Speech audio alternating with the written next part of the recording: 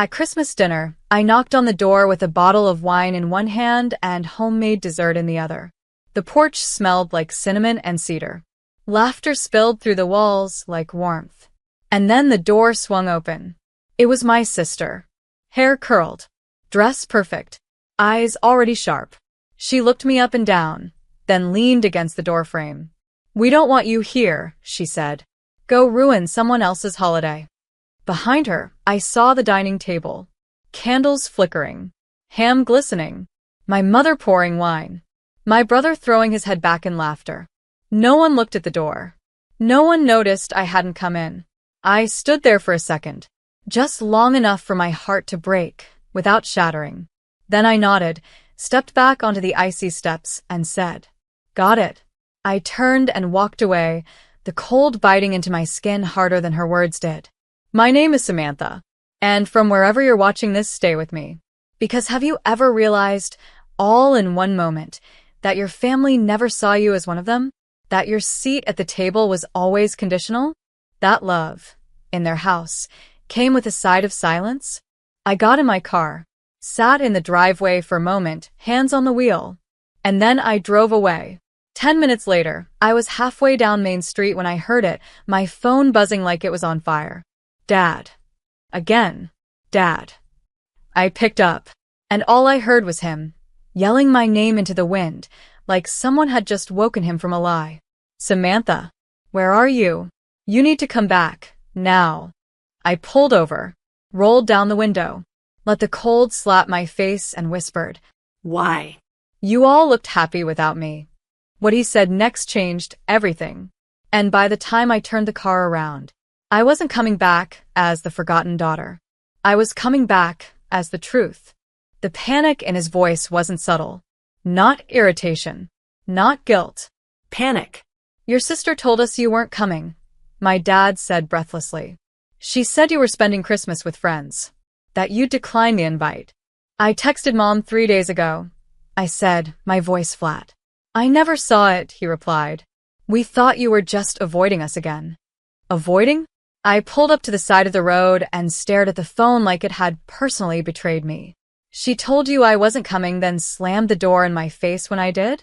I asked. "She what?" he said, his voice rising. "She did what?" And that's when I realized. This wasn't just cruelty. It was strategy. My sister had rewritten the narrative before I even arrived. She planned the exile in advance, got them all warm, cozy, full, and ignorant before delivering the lie that I had ghosted them. Because what's more believable than the family screw-up not showing up? "Samantha," my dad said, "I'm so sorry. I didn't know. I swear to God, I didn't know." I exhaled, slow and steady. "I know, Dad. But she did." I turned the car around. And this time, I wasn't driving back with cranberry pie and good intentions. I was driving back with receipts. Because while they ate and laughed and toasted without me, they didn't know I'd kept everything. The texts, the screenshots, the voicemails, even the audio from outside the door when she slammed it in my face and muttered, "That should do it." She'd played the long game. But I'd been quietly building the archive. When I walked back in, my dad met me at the door. Arms wide, eyes wide, face red. "I'm so sorry, baby," he whispered, hugging me like he'd just found something he never meant to lose. But over his shoulder, I saw her, my sister, standing frozen at the end of the hall. Champagne flute still in hand, smile cracking, color draining, because I wasn't supposed to come back. And I sure as hell wasn't supposed to come back with the truth. The room went still. Forks paused midair. My mother's eyes darted from me to my sister, like she was watching two versions of a memory collide. "Samantha," she said carefully, "we didn't think you were coming." "She told you that," I said calmly, peeling off my coat. "I never said it." My sister finally stepped forward, but her voice was too light, too late. "I just didn't want everyone getting their hopes up. You've missed a lot lately." "I've missed a lot," I repeated. "Or you've explained away a lot?" Dad turned, eyes narrowing. "Did you read her text or not?" My sister blinked. I might have forgotten." "Forgotten?" I said.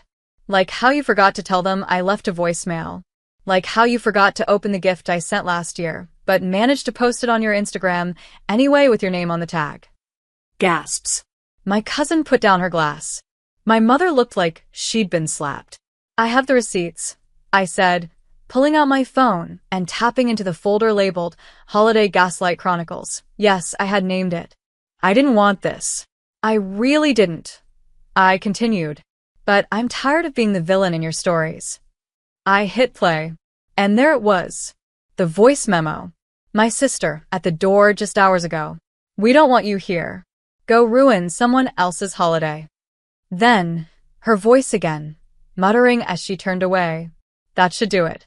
The room collapsed into silence. My aunt covered her mouth. My brother stood slowly, like gravity had shifted. Even the kids stopped chewing. My sister took a step back. Okay, she said, her voice shaking. Maybe that wasn't fair. But you've always made things about you. I haven't made anything. I cut in.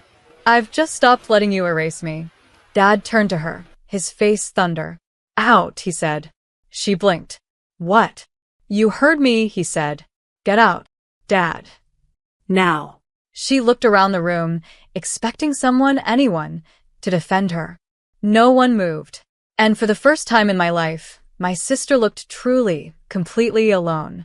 She left. No shoes. No jacket. No last word.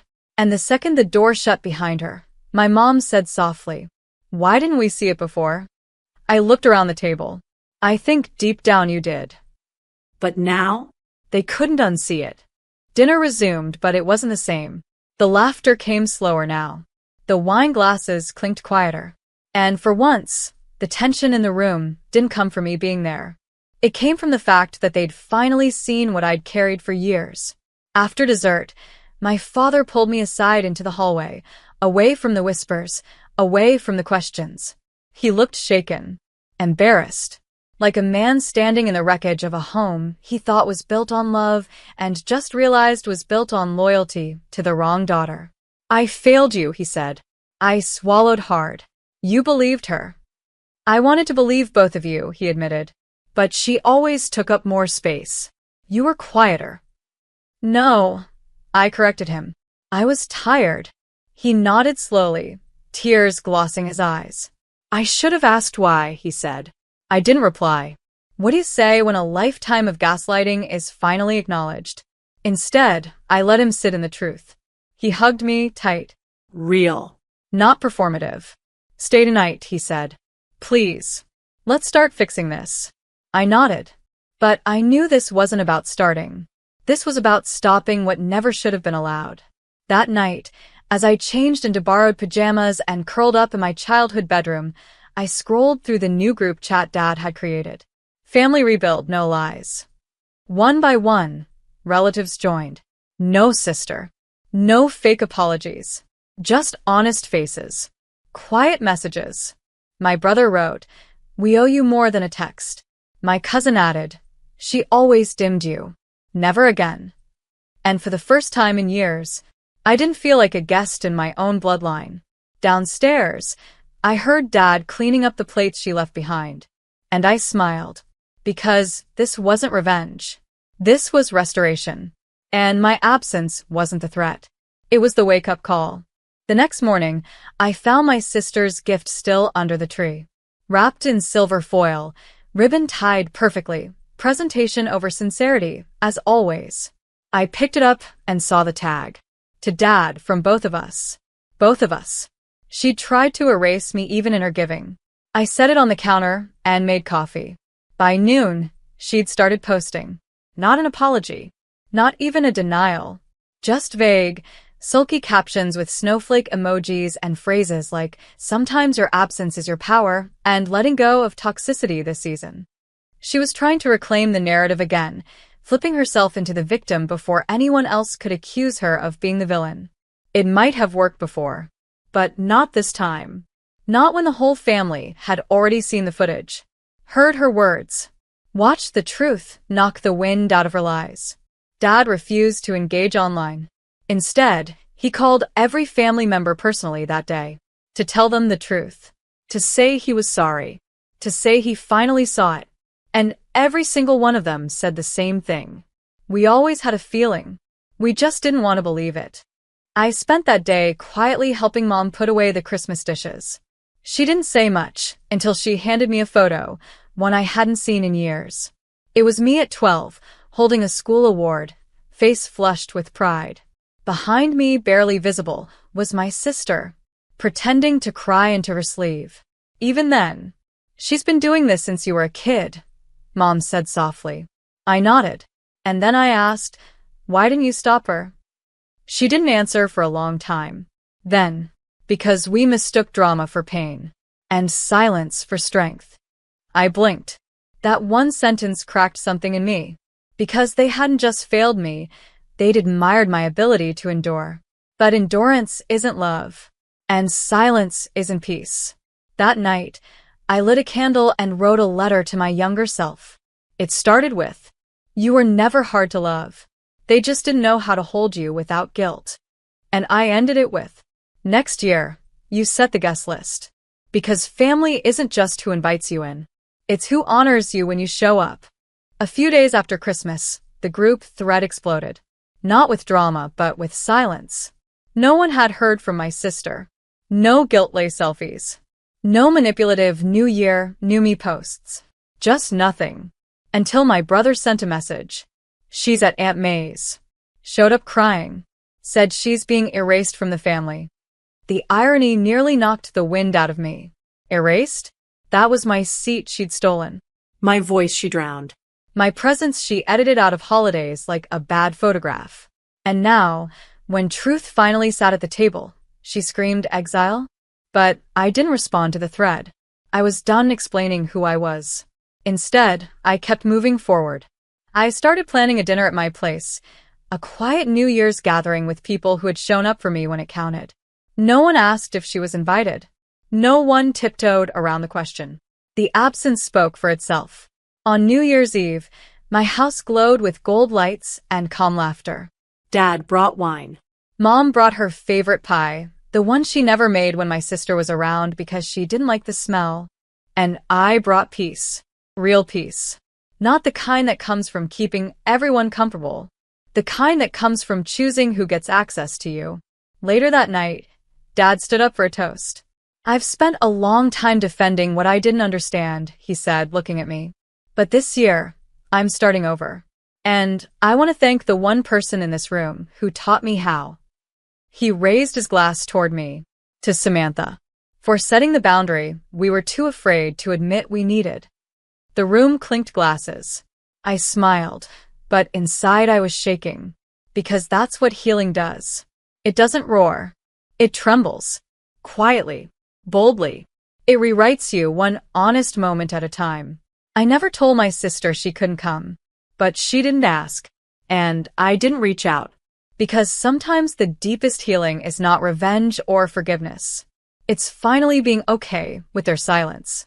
January came and went in quiet waves. No dramatic confrontations. No cryptic voicemails. Just absence. And for the first time in years, her silence wasn't a threat. It was relief. I found myself breathing easier, laughing louder, sleeping deeper. And then an email. No subject line. No signature. Just her name in the sender line. I almost deleted it. Almost. But curiosity has sharp teeth. I opened it. "I know you think you won. But you don't know what it's like to feel invisible. You've always been the favorite. You just didn't notice because you were too busy pretending to be the victim. Someday, when they turn on you, don't come running to me." No apology. No acknowledgement. Just one last grasp at rewriting history. I stared at it. And then I did something I never thought I'd do. I clicked reply. "I used to want your love. Then I wanted your apology. Now? I don't need either. I don't need to win.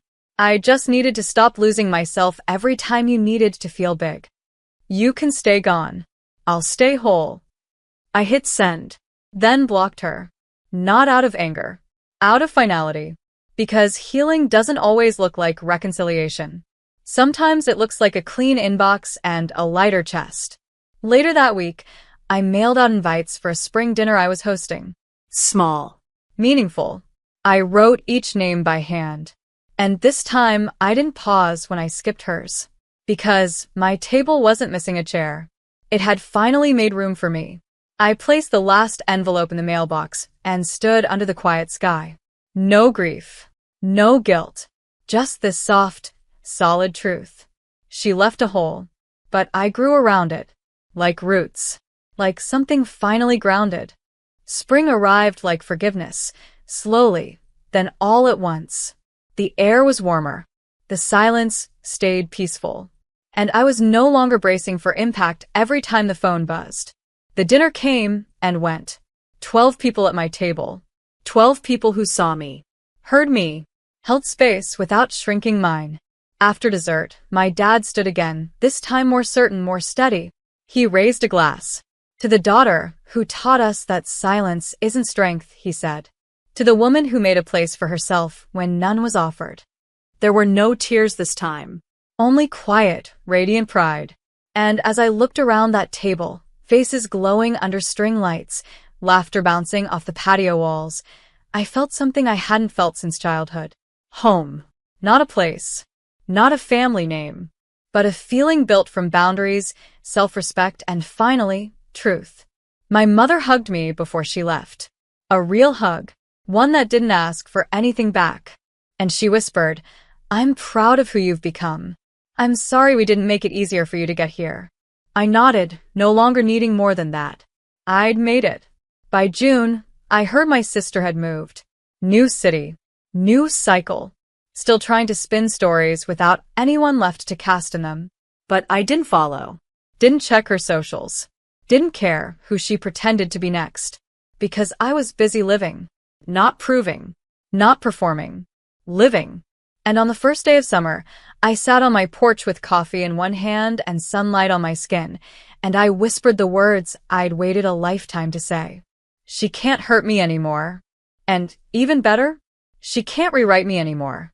I wasn't the villain. I wasn't the forgotten. I wasn't the afterthought at the holiday table. I was the woman who stood at the door, heard hate, and chose truth anyway. I was the woman who turned a slammed door into an open life. I was the woman who came home to herself.